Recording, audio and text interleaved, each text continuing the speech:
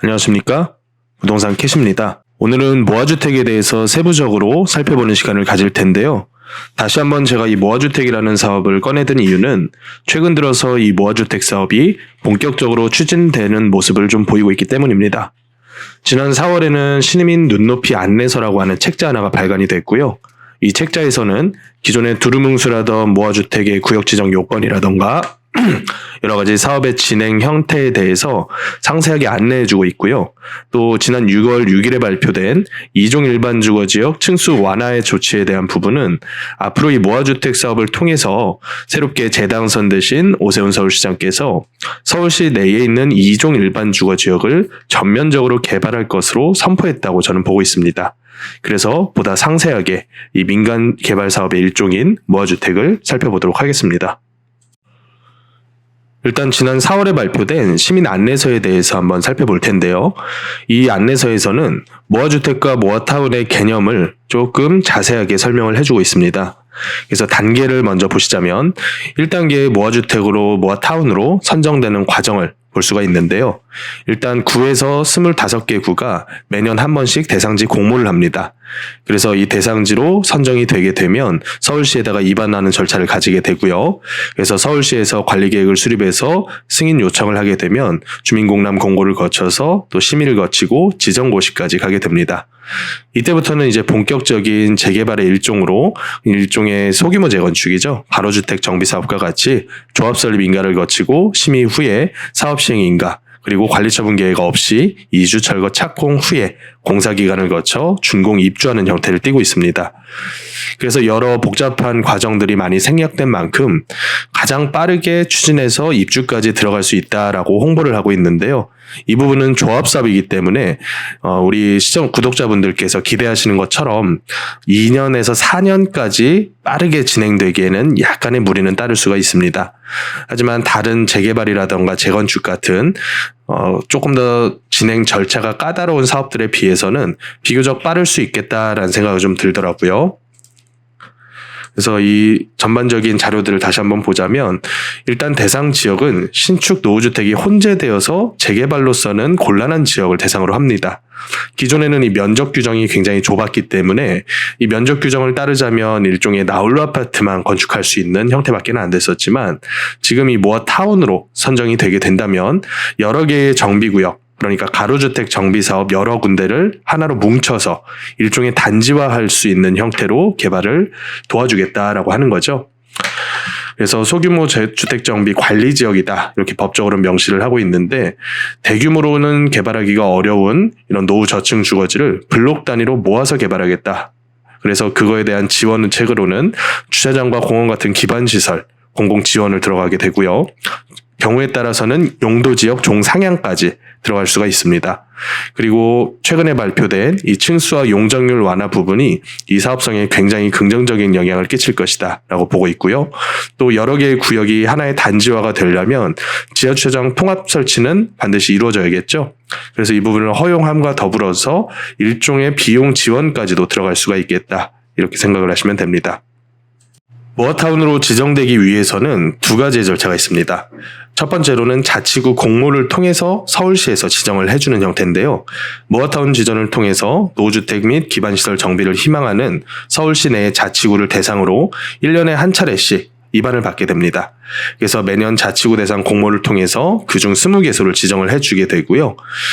보다 좀 까다로울 수가 있겠죠. 구에서도 경쟁을 해야 되고 또 시에서도 경쟁을 해야 되는 두 단계 경쟁 절차를 거치기 때문에 자치구 공모를 통한 탑다운 방식은 조금 까다로울 수는 있습니다. 하지만 두 번째 방식인 이 주민 제한 형태를 사용하게 되면 앞서 있는 이 공모를 다 뛰어넘고 주민이 집단적으로 직접 입안을 해서 서울시에 승인만 난다면 바로 구역 지정 단계로 갈 수가 있겠죠. 그래서 제가 언제나 살펴드린 그 동의율 요건이 이 주민 제한 형태에서는 가장 중요하다라고 생각을 하시면 됩니다. 그래서 자치구에서는 기본 구상과 기초조사 그리고 계획안 작성을 해서 모아타운 계획 승인 신청을 서울시에 올리게 되면 서울시에서는 심의를 거쳐서 계획을 승인 고시 절차까지 거치게 됩니다. 그렇다면 주민 입안 형태로 직접적으로 모아타운 계획 수립을 하실 분들을 위해서 이 계획 수립을 어떤 식으로 해야 되는지를 한번 살펴보자면요. 일단 가장 중요한 거는 기존에 있는 도로의 이 가로 활성화를 우선적으로 생각을 해야 된다는 점입니다. 기존에 있는 도로를 끊거나 아니면 도로를 굉장히 좁게 만드는 형태로는 구역 지정이 어렵겠죠. 그래서 저 같은 경우도 구역계를 설정할 때 가장 중요하게 보는 것이 현재의 도로 현황이고, 이 현재의 도로 현황을 유지를 해주려면 비교적 해당 구역이 작아질 수밖에는 없습니다. 그래서 너무 큰 범위를 대상으로 우선적으로 추진을 하다 보면 이 계획 수립 단계에서부터 어긋난 형태로 추진이 들어갈 수가 있어요. 그래서 주민들께서 추진하는 지역들께서는 현재 도로 현황을 면밀하게 살펴보시고 나서 기본적인 계획 수립을 하실 필요가 있을 것 같고요. 그 다음 순서로는 여러 가지 기반 시설들의 확충 계획을 짜야 될 필요가 있을 거고요. 또 일종의 민간 임대주택 형태, 공공 임대주택 형태도 10% 내지 20%까지 용적률에 대한 상향을 받기 위해서는 일종의 기본 계획 안에는 같이 수립을 해 주어야 된다라고 생각하시면 될 것 같습니다.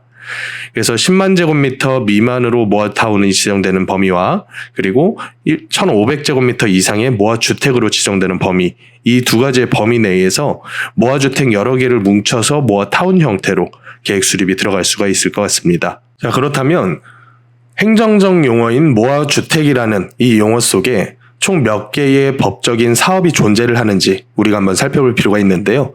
기존의 단독 다가구 주택 위주로 한 개의 가로구역이 형성되어 있는 경우에는 너무 큰 범위를 대상으로 하는 것보다는 두세 필지 단위의 소규모 개발이 필요한 경우가 있습니다. 그래서 이런 형태에서는 자율주택형 모아주택이다, 이렇게 명시를 하고 있고요. 보다 작은 면적의 일종의 나홀로 아파트 건축 형태가 되지 않을까, 이런 생각이 좀 듭니다. 그리고 두 번째로는 다세대 밀집 지역에서 추진할 수 있는 형태로 가로주택형 모아주택 사업이라는 것이 있습니다. 전체 구역 면적으로는 2만 제곱미터면 대략적으로 약 한 6,000평 정도 남짓 될 것 같네요. 6,000평 정도 되는 가로구역에서 통합적인 개발을 통해서 한 200~300에서 300~400세대 규모의 아파트 단지를 건축하고자 할 때 가로주택 정비사업이라는 사업 형태를 통해서 가로주택형 모아사업을 추진을 할 수가 있습니다. 그리고 연립주택 같은 경우에도 역세권 및 준공업 지역에서 이런 형태의 모아타운 형태의 사업을 진행하고자 할 때는 비교적 면적은 작아져요. 5,000제곱미터 미만의 개발이다, 이렇게 얘기를 하고 있는데 여기서는 소규모 재개발형이다, 이렇게 얘기를 하거든요. 그래서 역세권 준공업 지역에서는 상가 비율이라던가 혹은 오피스텔 건축 행위가 가능하다는 점을 봤을 때 일종의 주상복합 내지는 도시형 생활주택이 혼재된 형태의 개발이 되지 않을까 생각을 해볼 수가 있을 것 같습니다.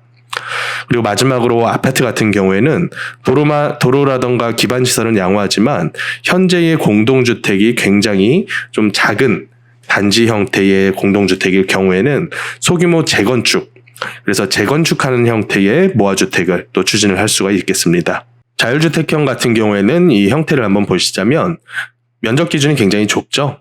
1,500제곱미터면 대략적으로 한 400~500평 남짓 되는 그런 정도의 면적인데 기존 세대수가 36세대, 이 각각의 세대가 전부 다 단독 및 다가구 주택을 소유한 세대라고 보시면 될 것 같아요. 그래서 이렇게 작은 세대수를 가진 분들께서 전체 가로구역을 대상으로 할 수도 있지만 가로구역 내에서 일부 필지만을 가지고도 57% 이상의 노후도를 충족을 하게 된다면 사업을 추진을 해서 일반적인 나홀로 아파트 형태의 건축행위가 가능하다고 보실 수가 있을 것 같고요.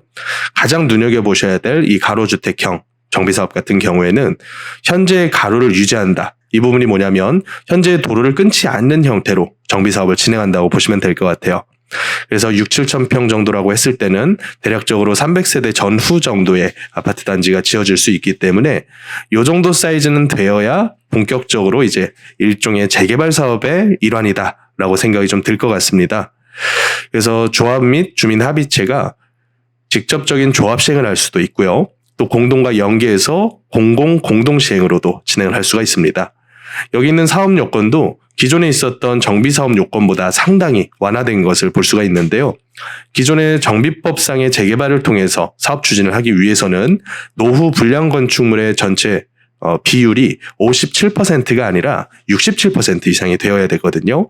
하지만 이것을 상당히 완화를 시켜주면서 신축이 일부 섞여 있더라도 사업 요건에 해당할 수 있게끔 세팅을 한 것 같습니다.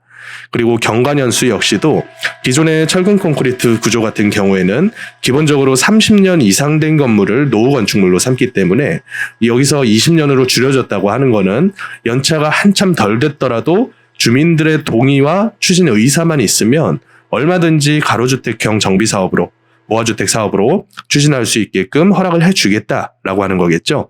그래서 이 부분이 가장 현재 오세훈 시장의 의지가 강력하게 들어가지 않았나 이런 생각이 좀 들고요.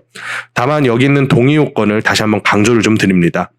물론 다세대로의 쪼개기가 상당히 많이 진행이 됐다면 토지 등 소유자 사람 머릿수 대비한 동의율은 얼마든지 충족이 가능합니다. 대부분은 파악을 해보니까 다세대 조합원이 90%를 넘어가는 구역들이 많더라고요. 하지만 가장 어려운 것이 여기 있는 토지 면적 동의율을 충족하는 것이겠죠. 그래서 정비사업법상으로는 이 토지 면적의 동의율을 2분의 1 이상 동의만 있어도 나머지는 매도 청구를 사용할 수 있게끔 허락을 해줬다면 여기 있는 가로주택형 노화주택 같은 경우에는 토지 면적의 3분의 2 이상의 동의가 있어야지만 기본적인 동의 요건을 충족한다고 보시면 될 것 같습니다. 그래서 이 동의 요건을 충족하는 지역을 고르자면 일단은 단독주택, 다가구주택, 그리고 근생 같은 통건물 형태의 조합원이 비율이 높은 곳은 일단 필요하실 필요가 있습니다. 대부분의 단독 다가구 같은 경우에는 토지 면적이 50평대만 넘어가더라도 개별적인 건축 행위로 분양 및 임대하는 것이 훨씬 더 이익이 크기 때문에 동의하지 않으실 확률이 굉장히 높거든요.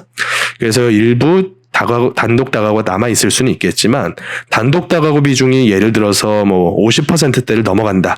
그러면 가능성이 조금 희박하지 않을까 이런 생각은 듭니다. 예외적으로는 단독 다가구 주택들의 개별 필지 면적이 굉장히 협소한 경우는 그런 분들께서는 동의하실 확률이 굉장히 높겠죠. 그래서 이 부분은 유의하실 필요가 있습니다. 다음으로 소규모 재건축형입니다. 소규모 재건축은 우리가 서울시를 돌아다니다 보면 일종의 단지형 연립으로 굉장히 오래된 연립 형태의 단지 연립이 형성돼 있다거나 아니면 저층 나홀로 아파트들이 지어져 있는 것들을 간혹가다 목격하실 겁니다. 그래서 이런 지역들을 대상으로 면적 규모는 좀 작고 기존에 있는 연립과 아파트 기존 세대가 200세대 미만인 그런 지역을 대상으로 해서 일종의 조합 사업으로 소규모 재건축의 형태로 사업을 진행을 할 수가 있습니다. 그래서 여기 역시 사업 요건이 노후불량 건축물이 전체의 3분의 2 이상 그리고 동의 요건으로는 구분 소유자의 4분의 3 이상과 토지 면적의 4분의 3 이상 그래서 기존에 있었던 가로주택형 다세대 정비사업보다는 조금 더 강화된 동의 요건을 가지고 있다고 보시면 될 것 같습니다. 그리고 마지막으로 소규모 재건축, 소규모 재개발형을 한번 보자면 역세권과 준공업 지역이라고 못을 박아놨어요. 그래서 역세권과 준공업 지역 같은 경우에는 상가 비율도 높고 또 업무 형태로 사용되는 실제 업무 사용 용도가 꽤나 많이 포함이 되어 있기 때문에 주상복합 같은 형태라던가 혹은 오피스텔과 도시형 생활주택이 혼재된 그런 형태의 건축행위가 이루어지지 않을까라는 생각이 좀 듭니다. 그래서 지역만 괜찮다면 이런 형태의 소규모 재개발형도 상당히 괜찮을 수는 있겠다라는 생각이 좀 듭니다. 다음으로 지원 사항을 한번 살펴보겠습니다.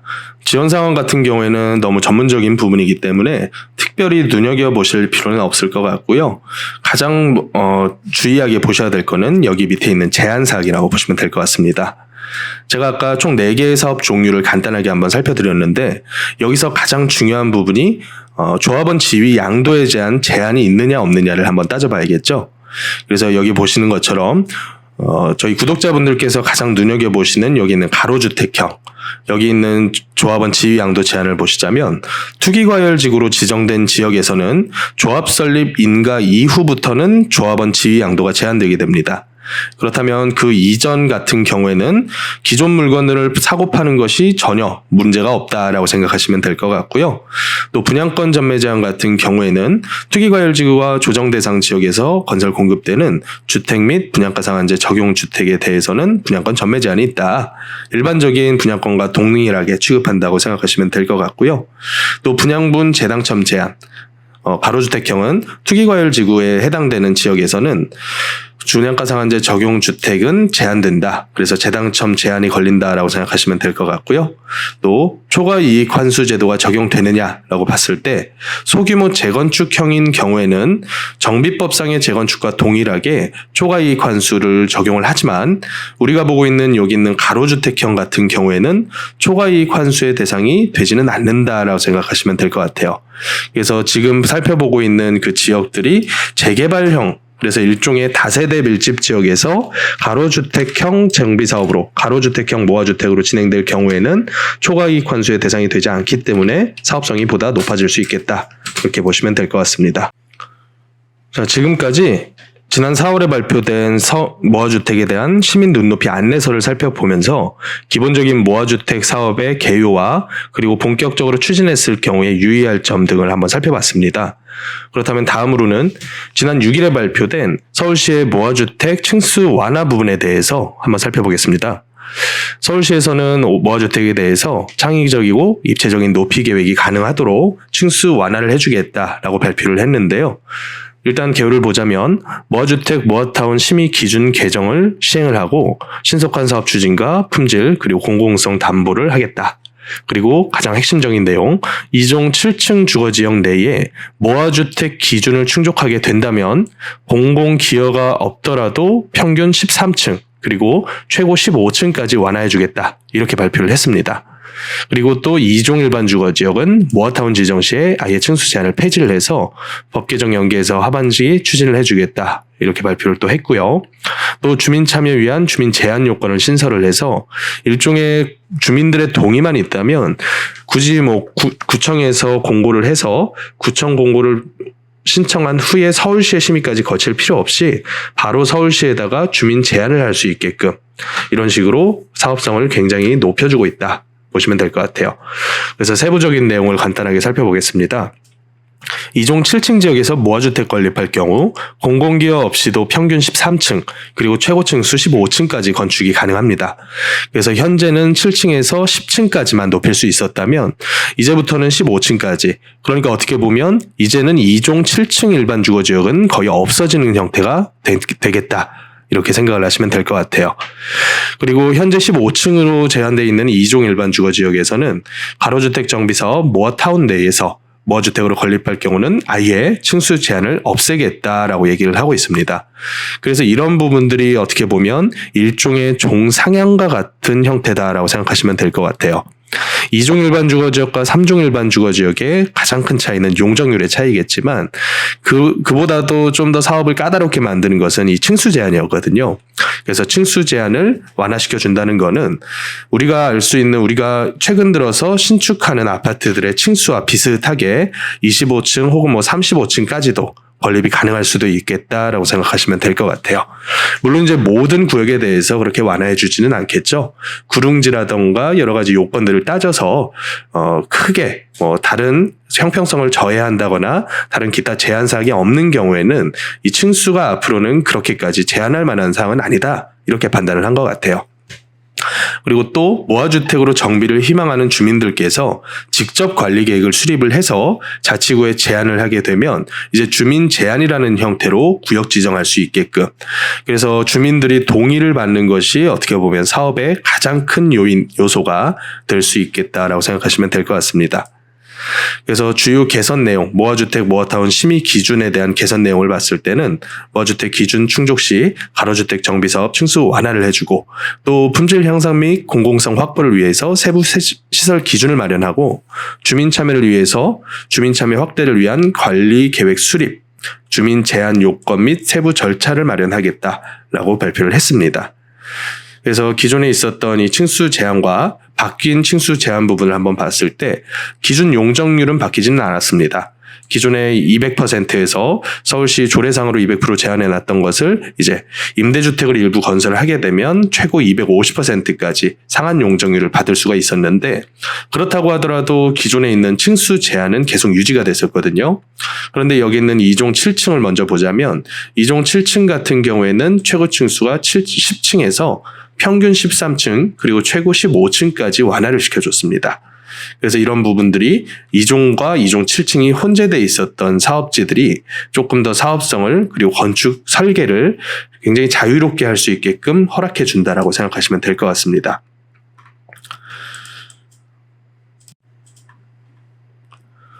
다음으로 모아주택의 품질을 높이고 공공성을 확보하기 위한 방안을 한번 살펴보자면요.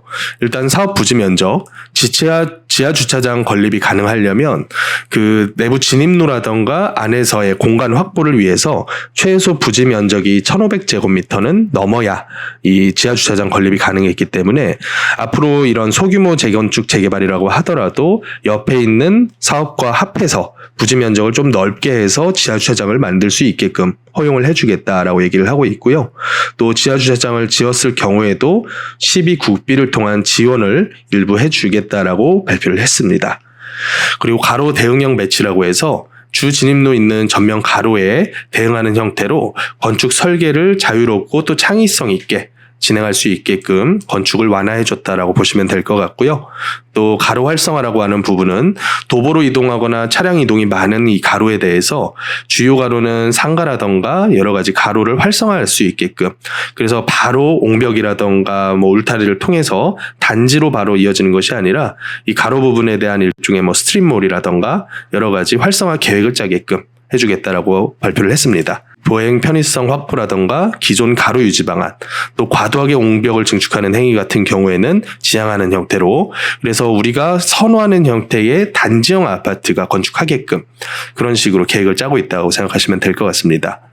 또 세부 절차 같은 경우에도 제가 앞서 설명드린 것처럼 기존에는 구청에서 입안을 해서 시에서 지정하는 형태였다면 이제는 직접적으로 주민 입안을 통해서 주민들이 동의만 제대로 득해서 신청을 하게 된다면 얼마든지 서울시에서 지정을 해주겠다. 다만 어떤 조건을 충족을 해야 되냐면 조합이 설립이 되어 있는 2개 이상의 구역 같은 경우에는 이 2개 구역 조합들이 같이 함께 관리계획안을 마련해서 제출해야 되고요.